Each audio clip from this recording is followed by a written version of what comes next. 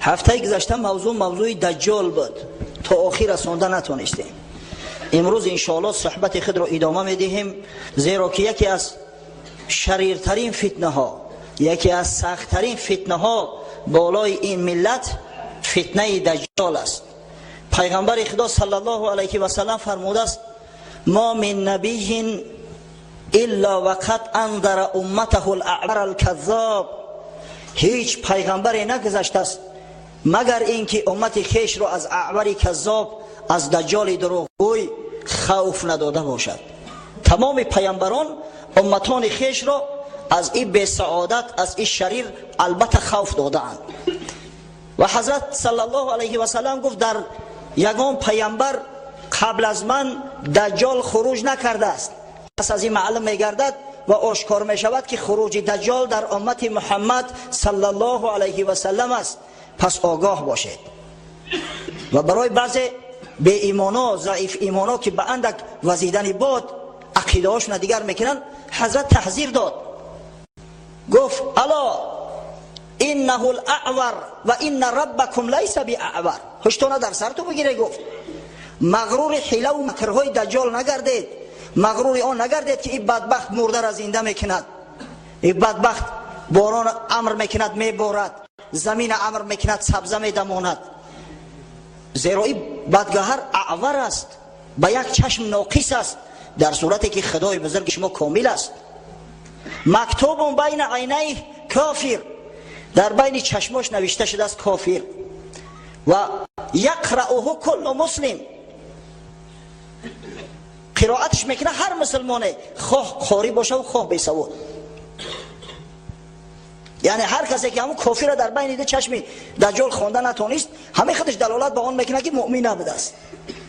بسیار تحذیر داد پیامبر صلی الله علیه و سلم.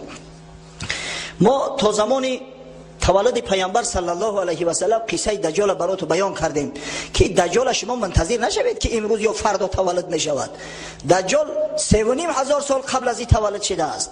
دجال عملی منفور و منحوس خیش را پنهانی کرده ایستاده است، توسط لاژه های مسانی، توسط سینگاگه های یهودی کار خود کرده است.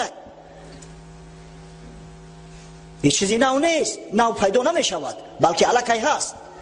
گفتیم که در زمان تولد پیامبر صلی الله علیه و سلم با فرمان خدا دجال ملعون در همون جزیره که تربیه یافته بود، در یکی از جزیره های اقیانوس هند زنجیربند گشت. مدت 63 سال در غول و زنجیر بود. و یکی از صحابگان پیغمبر صلی الله علیه و سلم، تمیم داری، این را برای ما روایت کرده است. امام مسلم در صحیحش در قصه جساسه برامون بیان کرده است که چی نوع تمیم داری راه گم زد، در کشتی سوار بدن، به همه جزیره خارج گشتن و دجال با چشم خود دید و از زبان منحوس و منفور شنید که گفت من دجال هستم.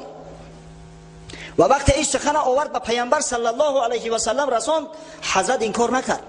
برعکس بعد نماز بالای منبر برآمد. حضرت عادت نداشت که در غیر جمعه بالای منبر برآید، اما امروز بالای منبر برآمد. مردم گفت منتظر باشید، در همون جاهایی که نماز خوانده بدید یک ذره بشینید و خبری تمیم داری را به تمام اصحاب بزرگوار خیش حضرت رساند.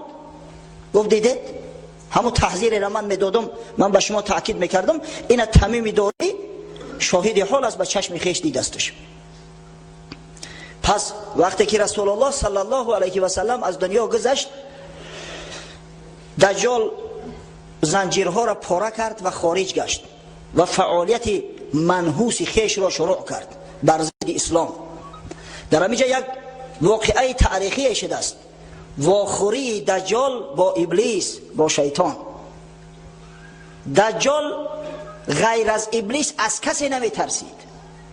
که بدگهر اگر درستر ببینیم و ورق بزنیم، این یک اتئیست است، یک بیخدای، یک دهری است.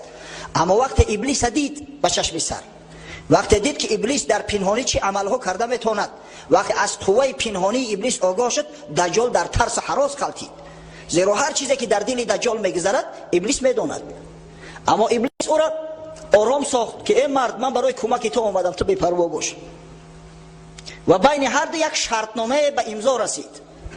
طبق آن شرطنامه بابهای شرطنامه آمده است: پونکت اول، دجال پادشاه آشکارای دنیا بشود، ابلیس پادشاه پنهانی. به قول دیگر نعوذ بالله دجال خدای آشکار می شود، ابلیس خدای غیب پنهانی. پونکت دوم، دجال برای کلا نیست کردن امت محمد صلی الله علیه و سلم تمام وسایل را استفاده میبرد و ابلیس در این جنگ کمک میکند به دجال. کمکگر اساسیش ابلیس میشود. ببینید. سوم، برای آنکه بر ضد مسلمانان پررو و کامل با تمام قاعده ها با تمام جدیت مبارزه برده شود، دجال تمام یهودی ها را در هر کجایی که نباشند لشکری خود میگرداند و با لشکر یهود، لشکر جین و لشکر افریت ها کمک میکنند پنهانی. چهارم، دین نصرانی به شاخه های متفرقه تقسیم کرده شده و بر ضد اسلام استفاده می شود. ببینید.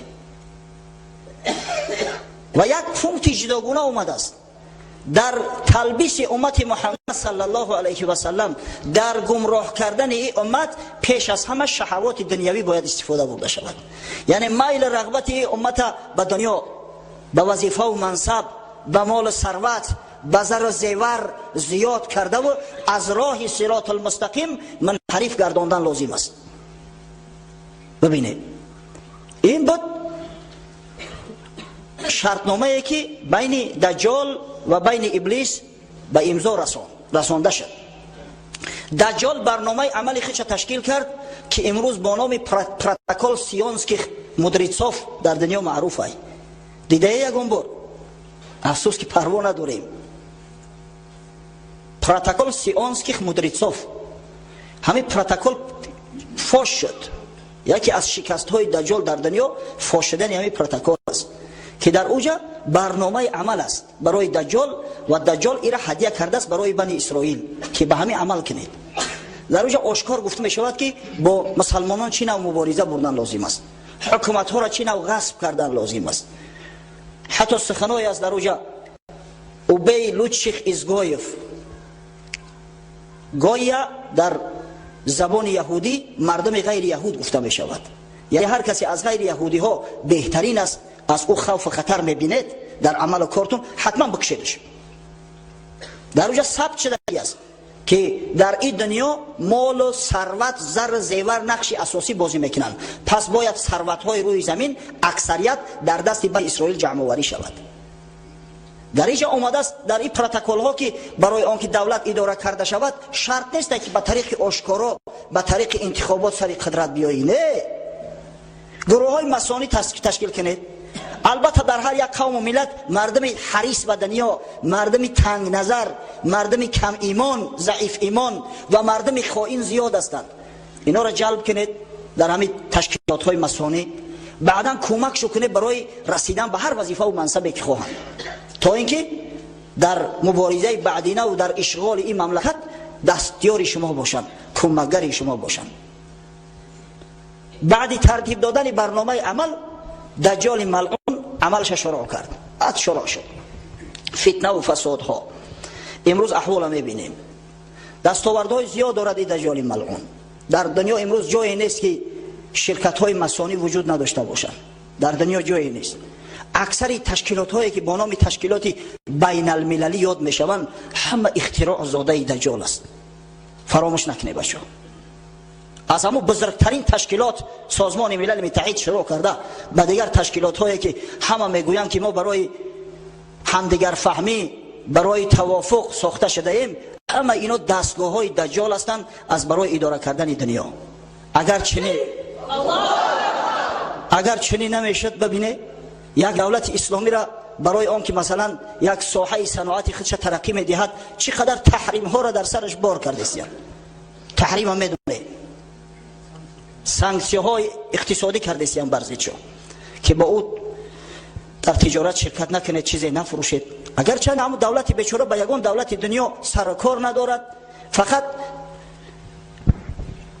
دولت خود ترقی میدهد، صنعت خود ترقی میدهد، حقوق نداشته است که مثلا اتم حتی برای انکشاف قواهای انرژتیکی خودش برای صنعت خودش استفاده برد. در صورتی که دولت دیگر کشتی‌های مردم آزادی دوست و بشر دوست را که به خاطر کمک بشر دوستانه به منطقه غزه که در احاطه گرفتار شده است میروند قتل میکنند، مردم بیگناه هم میکشند، اما بر ضد اینا یگان سانکسیون نیست، یگان تحریم نیست. همین خود روشنگر و بیانگر اساسی است بر اینکه دجال امروز حاکمیت بی‌نهایت قوی دارد. اگر به یک لحاظ گویم که دنیا را ادارت میکند خطا نمیکنیم، زیرا ریچک‌های اساسی در دست دجال است. امروز خطر خروج دجال آمده ایستاده است که همون نشانه‌های قیامت سر بزنند دجال آشکار خروج میکند. نشانه‌های قیامت چی هم بچه‌ها؟ قبل از همه جنگ جهانی حتما میشود. حال جنگ سوم جهان گفتم مردم تعزیر میتن، علاج نیست. با این ظلمی که امروز در دنیا استوار گشته است، با این ظلمی که امروز آشکار است و نه سازمان ملل متحد نه یگان ساختار دیگرش هیچ کدام کوشش نمیکنن که همین ظلم را برطرف کنن، البته جنگ سوم جهان واقع میشه. ببینید دولت همسایه ما، دولت ازبکستان چه حقوق معنوی داره که راهی را که ترانزیت است ببنده؟ همین خیلی حقوق کسی داده میتونه به او؟ نه. اما امروز ببینید ظالمانه راه بسته است، اندیشه نمیکنه که این قدر مردم مثلا به آذوقه میمونن، به مواد سوزشواری میمونن، میلیون ها آدم در عذاب در مشقت است، با آشکار میگه که غرض من غرض سیاسی است و کسی هم کارش نداره. عاقبت این ظلم ها البته که نمی جنگ نزاع و خرخشه است. پیغمبر خدا صلی الله علیه و سلم فرمود بین الملحمه و بین فتح المدینه ای قسطنطینیه 6 سنه و یخرج الدجال او یخرج الاعور الكذاب فی السابعه. فاصله بین جنگ جهانی و بین ضبط شدن شهر قسطنطینیه 6 سال است. در سال هفتم اعور کذاب یعنی دجال خروج میکنه، در سال هفتم. خب پس از این معلوم میگرده که این جنگ جهانی ملحمه البته واقع میشود. بعد این جنگ در ابتدا احوال مسلمانان به نهایت تنگ میشود که غیر از 3 شهر دمشق و شهر مکه و شهر مدینه تمام ممالک اسلامی در تصرف یهود میگذرد. با نام روم یاد کرده است پیغمبر، یعنی همون دولت غیر اسلامی را با نام روم یاد کرده است. یک دولت بزرگ بر ضد مسلمانان میشود، همون خیلی کریستاوی پخات اعلان میکنند. غیر همین 3 شهر 3 مرکز تمام ممالک اسلامی را مسخر میکنند. بعد از آن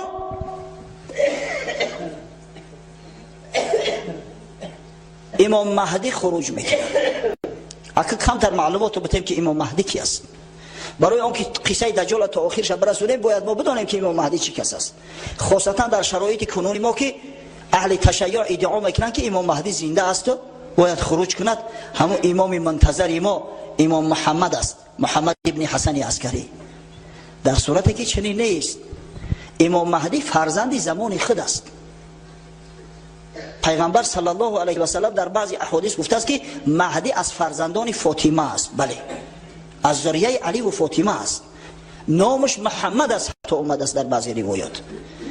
و این مرد از مدینه میگه خروج میکند و وقتی که در مدینه فتنه و آشوب زیاد میشود به مکه خارج میگردد، به خاطر حج انجام دادن در مکه شناخته میشود و مردم مسلمان با او بیعت میکنند. دیگر احوال به نهایت تنگ میشود. تصور کنید که امام مهدی یعنی همون محمد در همون عصر زمان ها نقش صلاح الدین بازی میکنند. صلاح الدین ایوبی را میدونه، قهرمان اسلام است، باید هر یک ما شما بدونیم. یکی از دشمنای شدیدترین دجال صلاح الدین ایوبی بود. یک شکست دجال وابسته به صلاح الدین است. وقتی دجال ملعون نصرانی ها را خیزاند همشه با جنگ ها و مبارزه های صلیبی از برای آزاد کردن بیت المقدس، از برای آزاد کردن وطن پیغمبرشان گویا حضرت عیسی، و اونا اومدن شهر بیت المقدس ضبط کردن، قسمت زیادی شام در تصرف خود را آوردن. خدای تعالی از میان امتان محمد صلی الله علیه و سلم همین جوانمرد کردی صلاح الدین ایوبی را خواهیم ساخت که فتنه دجال شکست صلیبدارا را در جاهاش شناند، پر لشکرشون تارمار کرد که تا چندین عصر آرزوی بیت المقدس دیگه در دل نمی پروریدن. بعدا دجال اخیر توانست که توسط دولت‌های اروپایی باز بیاید ای سری نو این ملک‌های مقدس ضبط کند، اما چندین عصر قفا زد. نقشه دجال چندین عصر قفا پرتفته شد. و امام مهدی نیست خدای تعالی او را قایم می‌سازد در میان امت محمد صلی الله علیه و سلم در حالت وزنین و اداره میکند قشون را و بر ضد کفار بر ضد غیر مسلمانان می‌جنگند و این جنگ مدت 6 سال ادامه می‌یابد. آخر الامر امام مهدی شهر قسطنطینیه، شهر استانبول اسلامبول بود. ایرا مسانهای خادم یهودی استانبولش کردن، وگرنه این شهری اسلام است، نامش اسلامبول. یک زمان قسطنطینیه نام داشت، کنستانتینوپل پایتخت روم شرقی. وقتی که همون جنگ جهانی میشود این قسطنطینیه را میزنن، دشمنان میگیرن، ایرا مرکز تعیین کرده بودن. امام مهدی توانست که ایسر اینو قسطنطینیه را فتح کنه، نامش باز اسلامبول میگذاره. انا همین وقت دجال ملعون خروج میکنه. خروج دجال از همینجا شروع میشود، آشکار مقصد خروج میکنه، دیگر روی راست میخیزه. امام طبرانی در یک روایت آورده است که در ابتدا دجال عراق میآید، در عراق چند مدت همچی یک شیخ خودش برای مردم معرفی میکرد، بعدا دعوای پیغمبری کرد نعوذ بالله. وقتی که بعضی احمقا و خرها در دامش افتیدن، احمق خر در جامعه زیاد است. شما این روز مغرور نشوید که الحمدلله ما قرآن داریم، ما پیغمبر داریم، ما را کسی گمراه نمیکنه. سبحان الله، خدای تعالی یک زمان اگر عنایت از آدم عاقل برکند، عقل زیرک احمقی ها میکند. و این مغرور نشوید. یک برادر هفته گذشته قصه کرد، گفت در فرهنگستان علوم در اکادمیا روزای سه شنبه چی مجلسی میشد است، صحبت خاصه رفت، میگه هر یک کافر شیشته است. چنان سخنای میگن نعوذ بالله، نه خدا میمونه نه پیغمبر میمونه.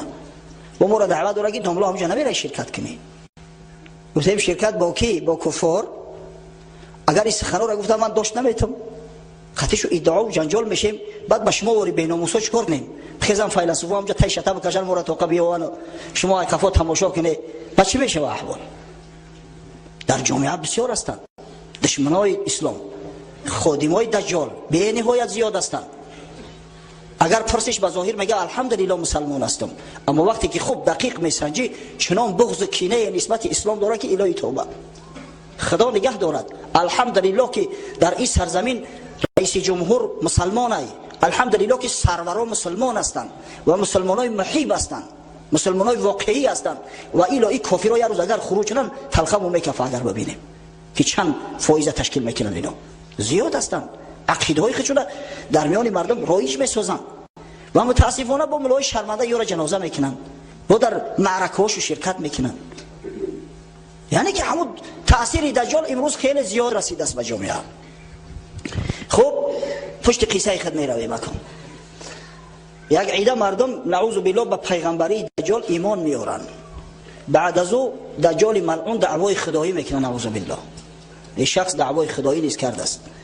الحال میخواهم یک حدیثی را از صحیح مسلم، یکی از صحیح ترین کتاب ها بعد قرآن عظیم الشان، به سمع شما برسانم به همون سخنهایی که پیامبر گفته است. زیرا در این مسئله ما متاسفانه سخنهای عوامانه زیاد داریم. چخیلی که بابای حاجی هفته گذشته اعلان کرد، گفت خرید دجال میگن در خر سوار میشه میویا. همین خیلی سخنها در بین ما زیاد است. حدیث به او خاطر به زبان عربی براتون میگم، با ترجمه البته، تا اینکه شما معلوماتی کامل و معلوماتی پره و صحیح داشته باشید. اگر پرسیدن که این از کجا میگوید، از کجا میدونید، گوید که این در صحیح امام مسلم آمده بوده است. حدیث نواس ابن سمعان صحابی پیغمبر صلی الله علیه و سلم روایت میکند. میگوید ذکر رسول الله صلی الله علیه و سلم الدجال ذات غدات. روز پیغمبر خدا صلی الله علیه و سلم ذکر دجال کرد، قصه دجال کرد. فخفض فيه صوته و رفع. او بعضا پس میکرد حضرت، بعضا بلند میکرد. حضرت جامعه علوم ظاهر و باطن بود. قیصر همین تعیین میکرد که میگفتی که در بین همون جنگ خودم شرکت دارم. گو آوازش پس میکرد، میگه گو بلند میکرد، حتی ظنناه فی طائفة نخل، میگه ما تلخ کف شدیم، ما گفتیم دجال ملعون اومده است در بین همون درختای نخل پنهان شدگی. بعضا میگه نگاه میکنیم طرف همون نخلستان خرما، گویا که کلدیکک میکرده باشه دجال. و پرسید چی درد داره؟ گفته یا رسول الله آخی خیلی تو قصه کردیم. ما گفته والا که دجال پیش بان اومده است، در پشت همین نخلستان پنهان است.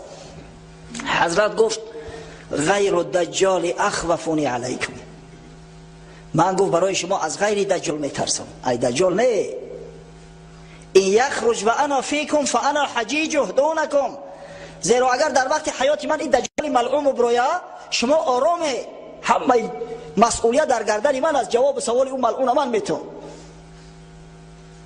و این یخرج و لست فیکم فامرؤ حجیج نفسی، اما وقت برویا که من در بین شما نباشم، من به سوی رفیق اعلا رفته باشم، در اون صورت هر یک آدم مسئول خودش است، هر یک آدم مسئول خودش است. پیغمبر صلی الله علیه و سلم چرا گفت غیر دجال اخوفونی علیکم من از غیر دجال به شما از دجال دیده زیادتر میترسم. در بعضی روایات اومده است پیغمبر صلی الله علیه و سلم گفت ان اخوف ما اخاف علیکم الائمه المضلین، به درستی خوفناکترین چیزی که من به شما خوف میبرم امام های گمراه کننده هستند. از امام های گمراه کننده من به شما زیادتر خوف میبرم. شاید کسی سوال کند که آخی در ابتدا داملا گفته که فتنه دجال از همه فتنه سخت‌ترین است، پس چرا پیغمبر صلی الله علیه و سلم گفته است که من از غیر دجال به شما زیادتر میترسم از امام های گمراه کننده؟ جوابش این است که این امام های گمراه کننده لشکر دجالند و اینا از داخل به بدن اسلام ضربه میزنند و از داخل مسلمان ها را گمراه میکنند. امروز تصور کنه، امروز در عالم اسلام حتی در بین شیخ های ازهر بزرگترین جامعه اسلامی شخصای پیدا شدیان که بجای آن که حیات دنیوی را، قوانین دنیوی را با شریعت موافق کنن، شریعت کوشش میکنن که به حیات امروزه دجالی موافقت سازن.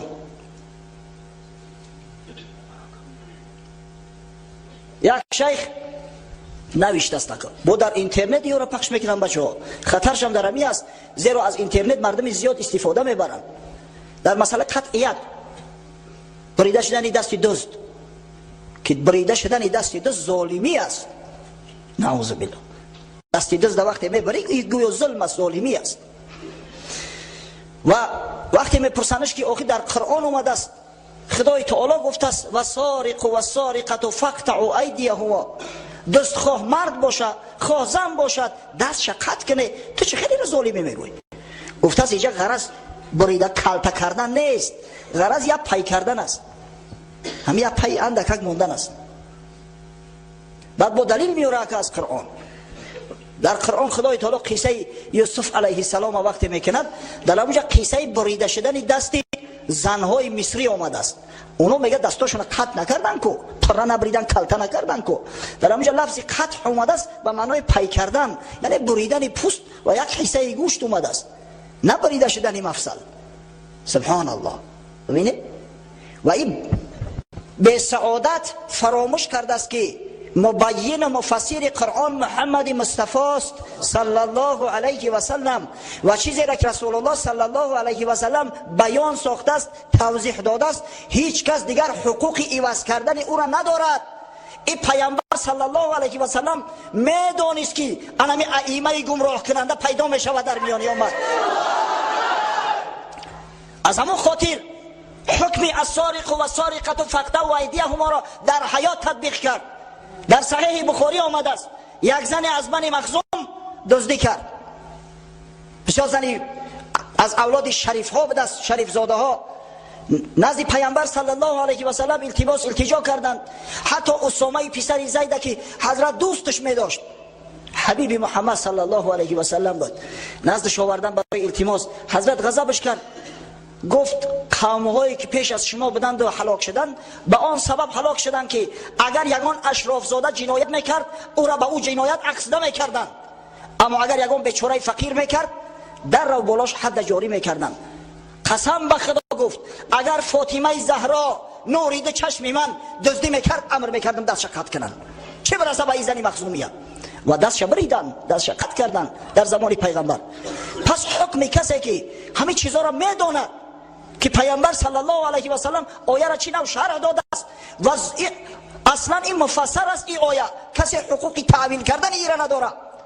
آیات مفسر و آیات محکم تعویل پذیر نیستند. میکنه چی است؟ این از دجال والله بدتر است، زیرا لشکری دجال است. یا متاسفانه امروز کسای پیدا شدن نعوذ بالله میگن سطر عادت عرب بود. سبحان الله، سطری را که خدا امر کرده است و پیغمبرش امر فرموده است و زنای مسلمان امر کرده است، امروز عادت عرب قلم میتن. از این خاطر پیغمبر صلی الله علیه و سلم گفت که من از غیر دجال به شما از دجال بیشتر خوف دارم و این غیر دجالی که من از اونا خوف دارم امام های گمراه کننده هستند، امام هایی که از گفتن گپ حق میترسند، امام هایی که مردم جای آن که چشماشون روشن کنن برعکس کور میکنن، امام هایی که از حقیقت مردم منحرف میکنن. و بسیاری همین گروه و بسیاری همین فرقه های نوی که پیدا میشوند شیطنت میکنن همه لشکری دجالن. ایو ائمه مضلین در داخل هستند. پس پیامبر صلی الله علیه و سلم گفت اگر دجال خروج کند، اگر دجال خروج کند و من در بین شما باشم، پس حجیج او من هستم، من با او گفتگوزار میکنم، من شر او را از شر شما دفع میکنم. اما اگر به شرطی که بعد از وفات من این دجال ملعون برآید، پس هر کس حجیج خود است، هر کس مسئول خود است، مسئول اهل بیت خود است. بعدا حضرت برای ما یک بشارت بزرگ داد، گفت والله خلیفتی علی کل مسلم. شما گفت ناامید نشوید، محزون نشوید، خداوند خلیفه من است بر هر مسلمانه. هر کسی همین مسلمانی حقیقی باشه خداوند خودش دفاعش میکنه. من امتم به خدای تعالی پدس کرده و بعد میرم. بعد از او برای ما آشکار کرد این دجال که این چی کس است. گفت انه شاب قطت عینه طافعه. بعد راسته که این دجال ملعون یک جوان است، جوان جنگیلمو، موی سرش بسیار جنگیله بود است، یک چشمش طافعه است، یک چشمش ناقص است، آسیب داره. در بعض روایات چشم راست اومده است اما درسترش چشم چپ آسیب داشته است. کأنی اشابهه بعبدالعزی ابن قطن. من گفت همون را به عبدالعزی ابن قطن مانند میکنم. عبدالعزی ابن قطن از صحابیان میدانستند. ببینه خوف دجال تا حدی هست که پیامبر صلی الله علیه و سلم اصحاب بزرگوارش تاکید کرده است که اگر ما بعد وفات من برآمد شکلش را یعنی عبدالعزی ابن قطن است. عبدالعزی ابن قطن کی بود؟ امام نووی روایت کرده است که یک یهودی بود، اما بسیاری از محققین میگن نه، یهودی نامش عبدالعزی نمیشه، از همون نامش معلوم است که از مشرکای عرب است. یک نفر از مشرکای عرب دست با نام عبدالعزی گفت انا دجال شکل صورتش به همین عبدالعزی ابن قطن بسیار شباهت داره. فمن ادرکه منکم فلیقرأ علیه فواتح سوره الکهف. اگر هر کدوم از شما او را دریافت وقتی که مکر دسیسه میکند، سحر چشم بندی میکند، آخر سوره کهف بخونه، همه سحر پیش چشم تو دور میشود، حقیقت برای تو آشکار میشود. یا تو باشه هفته گذشته پیش از او که شروع کنه موعظه را، من همون 3 آیه اولی سوره کهف که در روایت امام ترمذی آمده است، پیامبر صلی الله علیه و سلم گفته است برای شر شور دجال دور کردن وقتی دجال ملاقات میشود 3 آیه اولی سوره فتح خوانید. من خوانده بودم. استعیذ بالله الحمد لله الذي انزل على عبده الكتاب ولم يجعل له عوجا قيما لينذر بأسا شديدا من لدنه ويبشر المؤمنين الذين يعملون الصالحات أن لهم أجرا حسنا ماكثين فيه أبدا. همین 3 آیه آخری سوره کهف از یاد کنید بچه‌ها، این میقدره، هیچ اشکال نداره. و همین بهانه کم کم قرآن از یاد نکنیم، کم میکنیم. کمپیروی مامامو 3 سوره یاد مدادیان گفته دیگه هیچ کوشش نمیکنیم دیگه سوره دیگه در پهلوش زم کنیم. مادام که اومدن دجال حق است میآید، غیر پروردگار کسی نمیدونه که کی میآید، پس هر یک مسلمان باید مسلح باشه. همین را از یاد کنه. ان شاء الله همین را که خواندی همون کافری که در بین دو چشمش نوشته شده است برات پیدا میشه، میفهمی که چی کس است. زیرا در روایات اومده است این دجال ملعون از اعرابی میآید یا از یک مسلمان میآید، میگه که اگر من پدر و مادری تو را زنده کنم تو نعوذ بالله خدایی مرا تصدیق میکنی؟ بیچاره کمبغل میگه بله. گفتیم که دجال با ابلیس شرطنامه بسته است، نباشد شیطان ها خدمت آدم نمیکنن. و فرمان دجال 2 نفر از شیطان ها، 2 نفر افریت جن شکل صورت پدر و مادر همون را میگیرن، نزدش میان به همون شکل صورت، به همون آواز. بچه همه آدم خوبه، نعوذ بالله همون خدای میگفتن همین در پیشش سجده کن. اگه تصور کنه که آدمی بی سواد باشه و جاهل باشه در رخچه در زمین میپرتویه و سجده میکنه. باز میگم این مردم جاهله که با یک لرزاندن قلب قدر گمراه شدیان که جماعت مسجد ترک کردیان، در خانه میشینن که ما دل لرزانی را یاد بگیریم. اگر ایورا پدر و مادرشون زنده کنن در پیش بیارن چیکار میکرده باشن؟ این مردم جاهله که یک فتنه‌گر شیطان بالای قبر پدرش میروه میگه پدر در سقر پول بده ای سقر برارمش، و این جاهلی بی سواد با سخن او را تصدیق میکنه. میبراره $500 میده، میخونه میگه که یا پوش ای سقر برآورده من که یا پوی دیگه شل در سقر ای بده $500 دیگه او پوشم برارم. ببینه مسلمانای عصر 21 یک احمقی را که هیچ هنر نداره غیر لرزوندن دل، نعوذ بالله دلش هم میلرزونه. ای باشه یک جهود بود ملکه قلندر و تمامی رگ پیوند شم میجموند چی جای دل.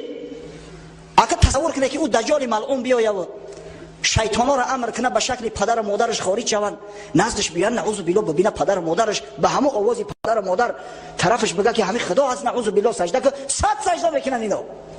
خدا نگه بداره. انا همین حالت اگر کسی که 3 آیه اولی سوره کهف بخونه همون وقت خواند شوف کرد او شیطان هم شکل صورت اساسی شو را میگیرن، میفهمه که این همه حیله و نیرنگ است. خب حدیث دوام میتیم. پیامبر صلی الله علیه و سلم گفت هر کسی که دریافتش 3 آیه ابتدایی اولی سوره کهف بخونه، بعدا گفت انه خارج خلتا بین الشام و العراق، دجال از راهی که بین شام و عراق است از همونجا خارج می شود، از همونجا ظاهر می شود، آشکار می شود. قشورش 70,000 نفر یهودی است از یهودی های اصفهان. بعدا با لشکر مسلمان ها جنگ میکنه. بدبخت دیگر زوری بیچاره امام مهدی به این نمیرسه، وضعشون بد میکنن. در بعضی روایات اومده است که در دمشق به محاصرهشون میگیرن، در بعضی روایات دیگر اومده است که در شهر بیت المقدس مسلمانان را محاصره میکنه. بدبخت قریب شکستن دروازه و داخل شدن دجال است. بسیار وضعیت ناگوار است. فعاث یمینا و عاث شمالا، طرف راست و طرف چپ همه طرف فسق فساد پهن میکنه، مردم به فساد دعوت میکنه. نعوذ بالله وقتی که آدم گمراه کرد میگه به خدای من اقرار کردی؟ میگه بله. پس میگه به مادر خودت هم خوابگی کن، به خواهر خودت هم خوابگی کن. آهسته آهسته فسق فساد در جامعه به حد زیاد میشود که انسان ها مثل خرها در قد کوچه به هم دیگر میرسن، دیگه نه شرم حیا و چیزی نمیمونه. حضرت پیامبر صلی الله علیه و سلم گفت یا عباد الله فثبتوا، ای بندگان خدا پس ثابت باشه، مستحکم باشه که همه فتنه به سرتون میآید. وقتی این سخن گفت حضرت نواس ابن سمعان میگه که سوالش کردیم یا رسول الله و ما لبثه فی الارض، گفته به خانه سوخته در روی زمین چند زندگی میکنه، مقدار ایستادنش در زمین چقدر است، اینقدر دهشت که باشه. حضرت گفت در جواب 40 یوما، 40 روز، یوم کسنه و یوم کشهر و یوم کجمعه و سایر ایامه که ایامکم. یک روزش برابر 1 سال است، 1 یک روز دیگرش برابر یک ماه است، روز سیمش برابر یک هفته است، 37 روزی باقی ماندهش مثل نمی روزهای عادیتون. یک سال و یک ماه و خب یک هفته و 37 روز دیگه. این چند هفته میشه؟ قصه کوتاه چند ماه هم بگه میشه. مقدار سکونتش در زمین این قدر است. بعد حضرت نواس بن سمعان میگه سوالش کردیم، ببینه همین قدر تشنه علم بدن اصحاب بزرگوار پیغمبر که حتی در همین حالت حضرت واقعای دهشتناک براشو بیان کرده است، در فکر شریعت هستند. گفتن یا رسول الله فذلك اليوم الذي كسنا اتكفينا فيه صلاه يوم. گفتن ای پیغمبر خدا، همین روزی که درازیش برابر یک سال است، همین 5 نماز بخونیم کفایه میکنه؟ در یک شب و روز که 5 نماز ای، در همین روزی که برابر یک سال است ما 5 نماز بخونیم کفایه میکنه؟ حضرت صلی الله علیه و سلم گفت لا اقدر له قدره. گفت نه، تقسیمش کنی، یک 24 ساعت یک شب و روز حساب کنی، هر 24 ساعت شو در همین 24 ساعت خیلی که طبق عادت شما نماز بامداد میخوندید، نماز پیشین و شام و عصر و خفتن میخوندید، در همون ساعت ها خوانید. از همین حکم دانسته میشود احوال برادرای ما که امروز در مورمنسک هستند، در ارخانگلسک هستند، در جاهایی که مثلا شبهای سفید است، در خطبه ها زندگی میکنن که احوال چی است؟ تلفن ما زیاد میکنن که دوملو بین شام و خفتن مثال میگم بین خفتن و بامداد 2 ساعت هیچ خیل کنیم. خیلی 2 ساعت باشه هیچ بکی نداره. 2 ساعت که باشه شما ان شاء الله دریاب میکنه. خفتن در اولی وقتش بخونه، 1.5 ساعت پس شما در اولی وقتش بخونه، 1.5 ساعت پس خفتن بخونه. حالا شما وقت در میوبه. ملک سرزمینایی است که اصلا شب نمیشه، اصلا آفتاب غروب نمیکنه یا غروب میکنه و مقداری 10-15 دقیقه. در جایی که یک نماز دریافته نمیشود، اینا مثلا بعد شام خفتن نوشیده بامداد میشود، خفتن نوشیده فرض کردیم بامداد میشود، بعد شام مثلا 1.5 ساعت پس یا که 2 ساعت 1.5 ساعت پس بامداد میشود. چیکار باید کنن؟ الان 1.5 ساعت پس نماز خفتن بخونن، اگر چنده که صبح هم دمید است، بعد بامداد با میخونن. اما مملکت سرزمین هایی که همیشه روز است یا همیشه شب است، وقت دانسته نمیشود، ساعت تقسیم میکنی. مثلا به ملک نزدیکترینش میگیری، مثلا در سنت پتربورگ در ساعت 9:30 نماز شام خونده میشود، در ساعت 12:30 نماز خفتن، در ساعت 4 نماز بامداد. اگر مثلا یک برادر ما در جزیره های شپیتزبرگ باشه، در اونجا روزهای قطبی شروع شدیان، انا همین ساعتو قطعی تقسیم کرده و نمازش خوندن میگیره. اگر چند روزه در ساعت 9:30 یعنی ساعت 21 شام میخونه، در ساعت 12:30 خفتن میخونه، در ساعت 4 صبح بامدادش میخونه. حکم همی است. از کجا دانستیم؟ از حدیثی که پیامبر صلی الله علیه و سلم روایت کرده است، از رسول الله ایرا دانستیم. خوب دوام میتیم. بعدم پیامبر صلی الله علیه و سلم فتنه دجال برای اصحاب بزرگوار و در شخصیت ایشان از برای تمام ما و شما امتش بیان کرد. حضرت گفت فیأتی دجال علی القوم، این دجال ملعون پیش یک قوم میآید، فیدعوهم فیؤمنون به و یستجیبون له، دعوتشون میکنه که بیای شما نعوذ بالله خداگی مرا قبول کنه. این خانه سوخته وقتی که هم پدر و مادرشون زنده میکند ایمان میارن به او و دعوت اجابت میکنن. در جامعه آدمایی هستند چه جای پدر و مادر اگر $100 در کیسهشون لغت کنن در ایمانشون میفروشن. امروز متاسفانه بعضی برادرای ما مردم همین سرزمین تاجیکا و ازبکا نصرانی شدن. برای چی؟ برای که شیر قاقشو میدادین، کمتر روغنشو میدادین، ممکن یکم $20-50 دیگه شو بتن. ببینه برای پول و برای دنیا شده دین و ایمان خودشون فروختن. همین که قوم در زمان دجال زیاد میشوند. در و بعد دجال ملعونه که زمین امر میکنه خزینه‌ات خارج که تمام طلا و نقرش میبروید، از قفاش میروند که جای بروا، مثل که نمی سیله زنبورها میروند، زنبورهای اصل انا خیلی از قفاش میروند. اگر یک مشه یک هست بتا ای به سعادتو در ایمانشون ایواز میکنن. وقتی که ایمان آوردن حضرت حضرت رسول الله صلی الله علیه و سلم میگه فیأمر السماء فتمطر والارض فتنبت. این دجال ملعون امر میکنه به آسمان که ای آسمان ببار، باران میشه. زمین میگه ای زمین حاصل برار، حاصل ای زمین نش میزنه میبرویه، همه سبززار میشه. مردم دیدستیم فتنه را ببینه بزرگش در کجای. فتروح علیهم صارحتهم اطول ما كانت ذرا و اسبغه ذروعا و امده خواسر. بیگه روز حیواناشو وقتی خونه میآیند کوهان شتراشو، کوهان شتر میدونین آخه پشتش به نهایت بلند شده ای فر بگیره، سینه ها کشال پریشیر، شکمو دویدگی از فر بگیره، شکماشو دمیدگی قریب در زمین میرسه. هم میگن روح حق همو یفتیم ده. ثم یأتی القوم فیدعوهم فیردون علیه قوله. پیش یک قوم دیگر میآید، قومای مؤمن بدیان خدا را به خاطر مال و ثروت دنیا عبادت نمیکردیان، اینا را دعوت میکنه که بیای شما لشکری ما شید، شما هم در شیک ما داخل شوید. اما اینا قول شرط میکنن که گمشه تو اعوری کذاب هستی، ما تو را قبول نداریم.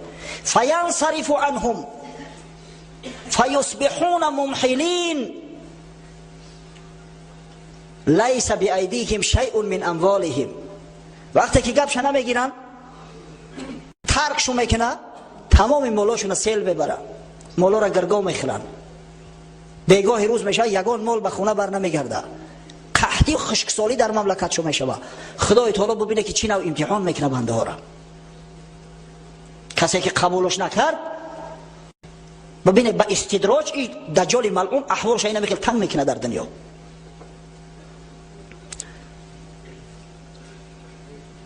و یمر بالخریبه فیقول لها اخرجی کنوزک.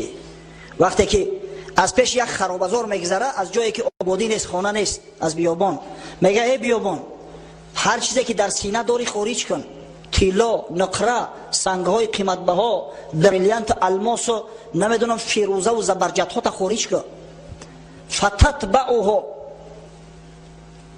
فتتبعه کنوزها کیعاصب نحل. تمام همون چیزا میگه از زمین خارج میشوند و از قفای دجال حرکت کرده میآیند مثل سیله زنبورها. یعصب از یعصوب گرفته شده است. بعضی شارح‌ها میگن که این یعصوبش همون ملک زنبورهای اصل میشه، پادشاهشو ملکه بگیم درسته رای. ملکه زنبورها را میدونین اخیا متکه میگن، کجایی که بپره همه زنبورها از صفاش میروند. اما بعضی دیگر از شارح‌ها گفتن نه، یعصب جمع یعصوب است، یعنی که زنبورهای اصلی نر، همون کاریو ویش که کار میکنن، همه از قفا مثل همون زنبورها یک جا میروند از قفاش و الان خیل تمام خزینه و دفینه، تمام ثروت زیر زمینی از قفای دجال میروه. با آدمایی که گوشش میکنن، اطاعتش میکنن، از خزینه و دفینه عطا میکنند. شخصایی را که سرکشی میکنن نیست نابودشو میکنه و با استدراج به قحطی ها مبتلا شو میگردونه. از این خاطر پیامبر صلی الله علیه و سلم فرموده بود فتنه دجال یکی از بزرگترین فتنه هاست. ثم يدعو رجلا ممتلئا شبابا فيضربه بالسيف.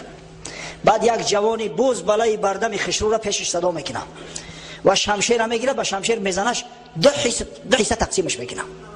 فیقطعه جزلتین، بعد قسم تقسیم ای رمیت الغرض، مثل که تیر از هم دیگر دور میغلطه، اما خیل یک قسمی بدنش این طرف نمیغلطه، یک قسمی بدنش در این طرف. بعد مردم در مراجعت میکنه که من همین اگر زنده کنم شما ایمان میاره؟ او کسایی که ضعیف ایمان هستند میگن بله. ثم يدعوه فيقبل يتحلل وجهه يضحك. بعد صداش میکنه که بیا پیشم، هر دو طرفش میان جمع میشون به هم دیگر، خندیده خندیده به وقتی خوش چوک نزد دجال حاضر میشوه. شاید کسی سوال کنه که آخه این دشمن خدا است، زنده گرداندن مرده ها این عمل پیغمبرای خدا هستند، این پدرسگ کی است که خدای تعالی براش این عمل داده است؟ در جواب میگیم این استدراج میگن بچه‌ها.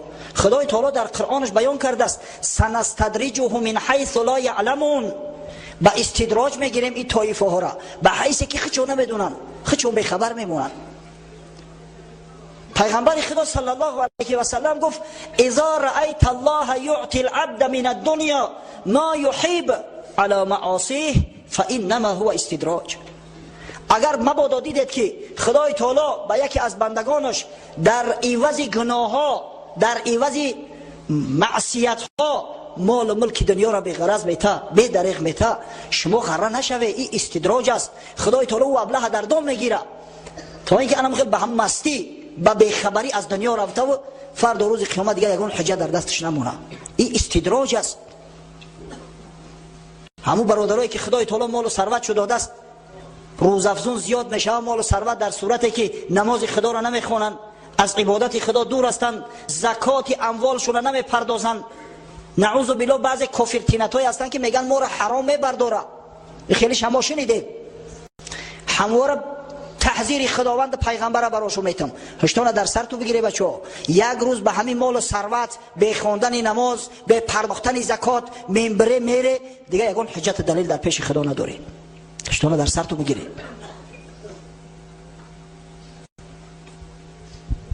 این استدراج است.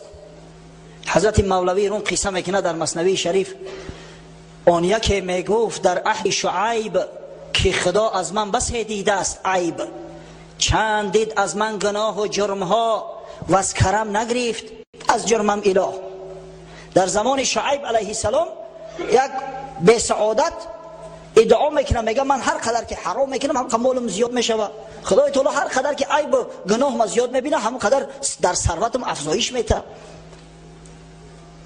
حق تعالی گفت در گوش شعیب در جواب او فصیح از راه غیب که بگفتی چند کردم من گناه و از کرم نگرفت در جرمم اله، چند چندت گیرم تو بیخبر در سلاسل مانده پا تا بسر.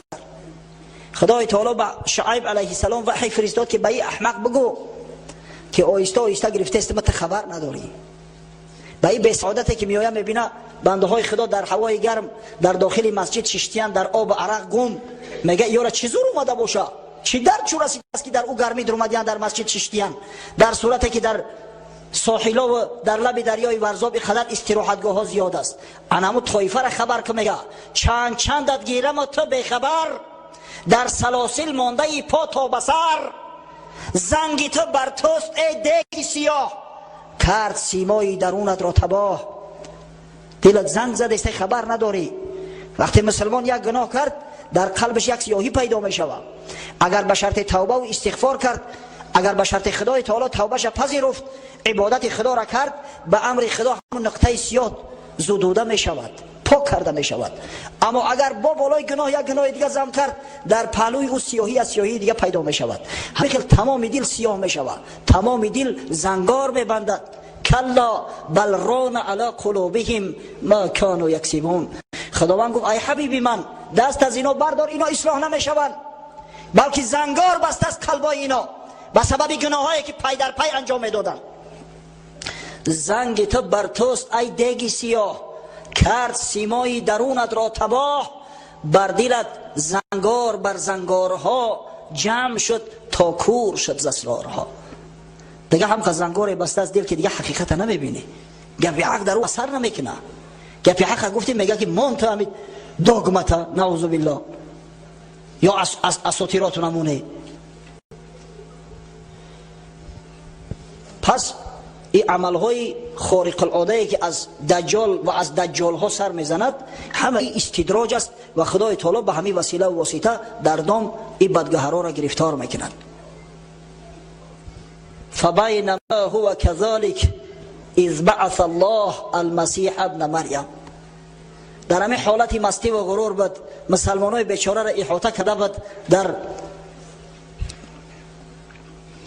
شهر دمشق و در روایت در بیت المقدس که در همین لحظه خدای تعالی حضرت عیسی مسیح به زمین فرستاد. ساعت نزول حضرت عیسی مسیح سر زد. فینزل عند المناره البیضاء شرقی دمشق. میگه حضرت در نزد مناره سفید که از قسمت شرقی دمشق است در اونجا فرود آورده شد. واضعا کفیه علی اجنحه ملکین، یک دستش در بالای قنات یک ملائکه، یک دست دیگرش در بالای قنات دیگر ملائکه. خدای تعالی با یک شرف، با یک شکوه پیغمبری بزرگوار خودش به زمین فرستاد. باقی موندهش هم فرسی قطعی بگیم که وقت کمه. حضرت عیسی میگه آمد به یک صورت بسیار زیبا و خوشرو، عرق میکرد، میگه از رخسارش عرق ها مثل لؤلؤ بر این جاری میشدن. لا یحل لکافر یجید ریح نفسه الا مات، نفسش به هر کافری که میرسید همون لحظه آب و عدا میشد میمرد. نفس حضرت عیسی در این ساعت از بمب اتمی دیده خرابی آورتر بود برای کفار.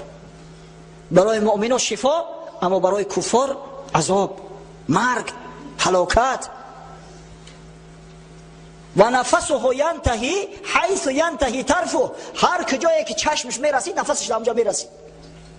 این نوری چشم دیده چقدر تیز است، به هر کجایی که چشمش میرسید نفسش اونجا میرسید، کافر در اونجا خراب و تراب میکرد. در روایات اومد است حضرت عیسی فرمود وقتی نماز بامداد بود، ابن ماجه روایت میکند، امام که پیش گذشته است، نه نماز بامداد امامت میکنه که حضرت عیسی اومد، گفتن عیسی علیه السلام اومد، امام محمد است، امام مهدی. قفا گشت، حضرت عیسی را پیشنهاد کرد که پیش بگذر، اما قطع میگه قهقرن قفا اومد پشتناکی، و حضرت گفت که مرحمت پیش بگذر، اما حضرت عیسی گفت این اذان برای تو دادن، پیش بدرو نمازی مردم بخون. خاکساری حضرت ببینه. حضرت عیسی به شریعت محمد صلی الله علیه و سلم آمده بود و بعد خواندن نماز گفت اگه دروازه را باز کنه. دروازه را باز کردن، 70,000 یهودی با شمشیرها، و اگه شمشیر در لفظ حدیثا اومده است یعنی با اسلحه. شاید او زمان این لعنتی‌ها پوشک‌های لازر نمی اختراع میکنن، ولی من نمیدونم با چه اختراع میشود، با تمام سلاح و اسلحه آماده ایستادگان. حضرت عیسی پیدا شد. وقتی که عیسی را دید، دجال ملعون مثل نمکی که در آب میشود همون خیلی ادا شدن گرفت، قواش زایل شدن گرفت، بعد دم خواده کرده گرفت. 70,000 یهودی را حضرت عیسی همش به خاک و به آب مبادل گردون و از قفای کافر ملعون حرکت کرد. آمد یک موضعی هست به نام باب لود، در حدیث اومده است. این لود نام موضع است. امروز ایرپورت بین المللی اسرائیل است به نام بنگوریون. انما ایرپورت بین المللی اسرائیل در همون باب لود است. در همین موضع خیلی ایرپورت هم جای استراتژیکیه، جای بسیار مهمه. در همون ایرپورت این لعنتی شاید میخواست در یگان استریبیتل سوار شود بگریزه، اما حضرت عیسی در همینجا دریافتش قتلش کرد و به همین فتنه دجال به آخر رسید. اما بندگان خدا را فتنه های از این بیشتر و زیادتر منتظر بدن. فتنه یعجوج و معجوج از بعدی می آید، فتنه پنجیدن کفر می آید، بعد قیامت. اما موضوع ما از بس که دجال بود، ما کوشش کردیم که در همین یک ساعت صحبت مونه تا آخر برسونیم. اگر چنده به خاطر به آخر رساندن صحبت لازم آمد که بعضی جاها را قطع کنیم، بعضی جاها را اختصار کنیم. فقط من خواستم که در همین ساعت صحبت مو به اتمام برسه و یگان پوره دیگرش به هفته دیگر باقی نمونه. در آخر دعا میکنیم، دعایی را که حبیب خدا محمد مصطفی صلی الله علیه و سلم پیشوای مؤمنان و متقیان برای ما و شما تعلیم داده است. اللهم انا نعوذ بك من الكفر والفقر، اللهم انا نعوذ بك من عذاب القبر وفتنة القبر، اللهم انا نعوذ بك من فتنة المحيا والممات، اللهم انا نعوذ بك من فتنة المسيح الدجال. پروردگارا اگر ساعت آمدن دجال باشد، ایمانمون بازم ثابت‌تر و استوارتر گردان. خدای خداوند و مسلمان‌ها را عقل فراست بده که همیشه آماده آمدن دجال باشند و با تمام اسلحه، با تمام آمادگی، خاصتا آمادگی ایمانی، آمدن اون ملعون اعور کذاب منتظر باشند. و پروردگار مساعدت فرما که این امر به معروف و نهی از منکر باعث سبگاری آن گردد که ما مسلمانان که بدن دجال درک کنیم، که بدن رسالت خیش را در این دنیا درک کنیم و این افتخار ما و شماست الحمدلله که اعور کذاب به دست امت محمد صلی الله علیه و سلم نیست نابود میگردد. در مقابل دجال ملعون امت حبیب خدا محمد صلی الله علیه و سلم قائم ایستد. پس پروردگار از مسلمانای واقعی مگردان، از مسلمانای جغرافیایی نه که با یک دعوت دجال نعوذ بالله راهی صراط المستقیم ترک کرده و چنگ بر راههای منحرف راههای شیطانی زنیم. پس پروردگارا فرزندامون طفلکامون از شر و وساوس دجال و دجال ها در پناه امنت محفوظ دار. خدایا خداوند ممالک اسلامی را نگه دار تا اینکه مکر دست